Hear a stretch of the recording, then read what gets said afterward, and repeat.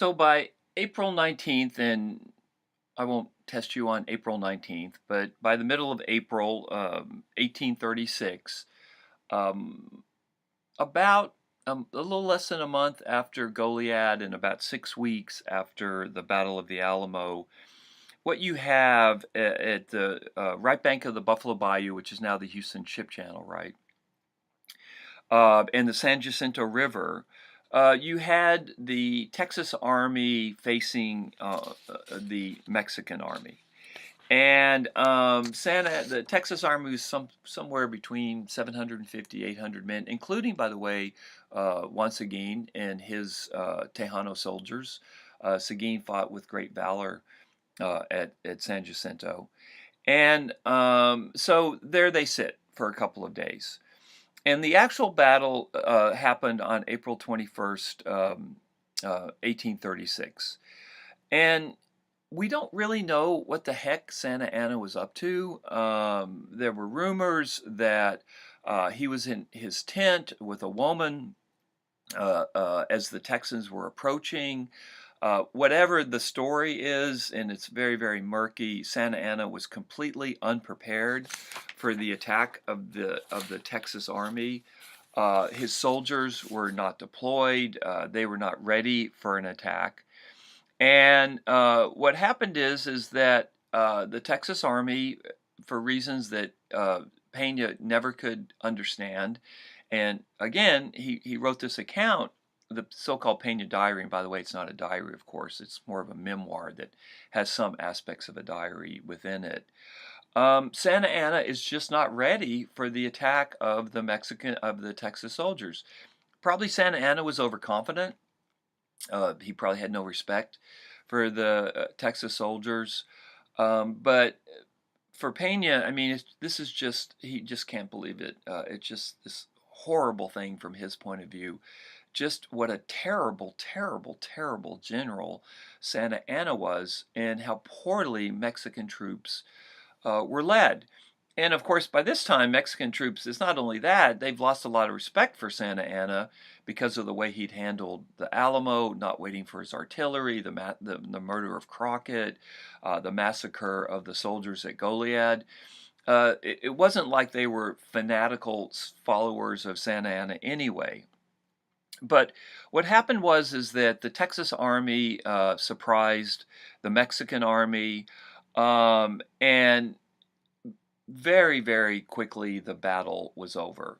I can't remember just offhand, this is why I don't test you that much on numbers. Somewhere less than 10 Texas soldiers died. Once again, he fought with some Tejanos, and what Sam Houston, he didn't want them to fight. He knew that his Anglo soldiers might just kill once again, not knowing that he was part of the Texas Army. So he had them put on special hats to show that they were part of the Texas Army. So they start fighting. So they fought as well with the Texas Army, but they had to distinguish themselves. Because what happened is, after the battle was over, which probably happened maybe less than 30 minutes after the Texas attack, what we see is the third and the largest massacre of the Texas Revolution, and that's the massacre of Mexican soldiers after the Battle of San Jacinto. So the Mexican soldiers surrendered. Many of them tried to run away. The blood of the Texas soldiers was up, and what they did is they went in and they just started massacring Mexican soldiers without mercy. They drove them into the river, and it was just a bloodbath. And by the time it was over, somewhere around 700 Mexican soldiers were killed. Anytime you see a figure where it's about 700 Mexican soldiers are killed on one hand, and 6 to 8 or 9 Texas soldiers are killed on the other hand, what that spells is a massacre, right? And that's what we see. And what's often forgot in Texas history, Texans get very fired up about Goliad and the Alamo. What's often forgotten in Texas history, that the largest massacre of soldiers in the Texas Revolution was the massacre of Mexican soldiers after the Battle of San Jacinto. Now you might think, well, they deserved it because the Mexican army had been so brutal at Goliad and the Alamo. I would just say that the Mexican soldiers were misled by their Mexican officers, especially Santa Anna, but also the Mexican officers in Goliad that obeyed Santa Anna's order, and that many of the Mexican soldiers that were killed at San Jacinto, who were basically killed after they had surrendered, murdered, many of them had been horrified by what had happened to Davy Crockett and had been horrified uh, by what had happened at Goliad. And now they find themselves victims of these bloodthirsty Texans who justifiably are enraged by what had happened at the Goliad and the Alamo. But instead of Santa Anna getting killed, it's the soldiers getting killed. So let's remember the Mexican soldiers killed at San Jacinto as well, and remember that at least a good portion of them had nothing to do with the Alamo and Goliad, and even more than that, they were disgusted by what had happened at Goliad and the Alamo. Okay, so just to wrap things up, Santa Anna escapes, but he's captured, and the Texans decide not to kill Santa Anna because he's worth a lot more to them alive than he is dead. Remember, he's still the head of the Mexican nation, and I'll talk about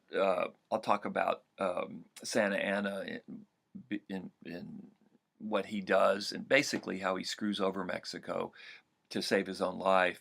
But the first thing he does is he orders the Mexican army back into Mexico, back across the Rio Grande. And what it's easy to forget, but what's important to remember, and this is one of the points that Pena wants to make in his diary, is that even after San Jacinto, the Mexican army still outnumbered the Texas army. Santa Anna, he was defeated with only a portion of his army at San Jacinto. It wasn't like his whole army had been defeated. His army was kind of scattered around East Texas. And so the two generals that weren't captured, Pena's hero Urrea, and the other general Filasola, who Pena hated, who was Santa Anna's second in command. In fact, in the Pena diary, Pena calls Filasola a prick. What happens is they meet, and Urrea wants to keep fighting, but Filasola obeys Santa Anna's army. And the Mexican army moves south through South Texas across the Rio Grande. And so instead of reorganizing and beginning a counteroffensive against the Texas militia, much to Pena's horror and disgust, the Mexican army, which still greatly outnumbers the Texas militia, starts marching back across the Rio Grande. And this is the famous Mar de Lodo, the Sea of Mud March, which was a disaster for the Mexican army. Again, it was an unusually wet spring, 1836, unusually chilly. The Mexican army marches from East Texas down across the Rio Grande in the Matamoros area, so they go back a different way. They don't go back through Eagle Pass and Laredo. It took forever. It's a long way to get from East Texas to the Rio Grande when you're in East Texas because of the coastal bend of Texas. And Chris talks about an archaeologist who's gone back and who's used Pena's diary, and he's found a number of artifacts from the Mexican army during the march of the Mar de Lodo March.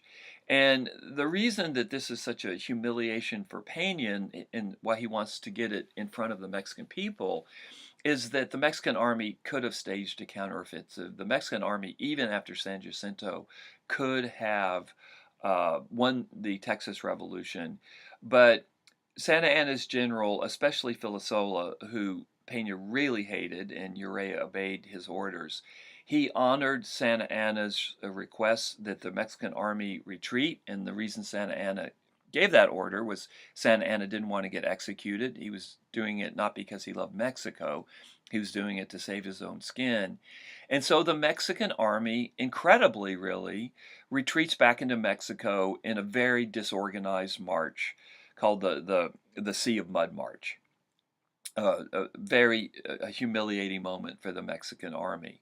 But for the Texans, a moment of great joy because miraculously, after the disasters of Goliad, after the disaster of the Alamo, after the runaway scrape, miraculously, the Texans had defeated the Mexicans, and Texas suddenly, almost overnight, quite miraculously, after the Battle of San Jacinto, has become an independent nation. And we'll talk about the consequences of that in the second half of the class.